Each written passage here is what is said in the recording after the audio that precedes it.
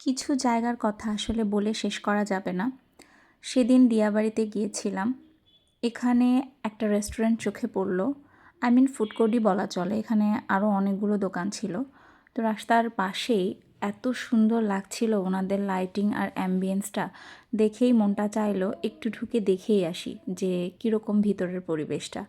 ভিতরের পরিবেশটা অনেক সুন্দর ছিল আর একটা সুন্দর বিকেল কাটানোর জন্য এক কথায় পারফেক্ট।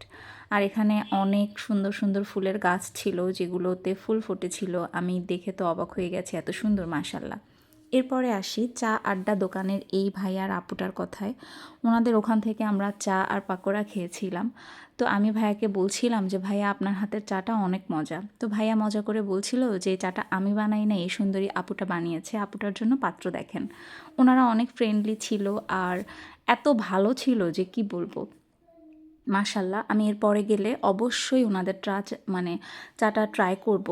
আমার কাছে অনেক মজা লেগেছে আর এই পাকোড়াটাও অনেক মজা ছিল, অনেক মজা। বাচ্চারাও অনেক এনজয় করেছে।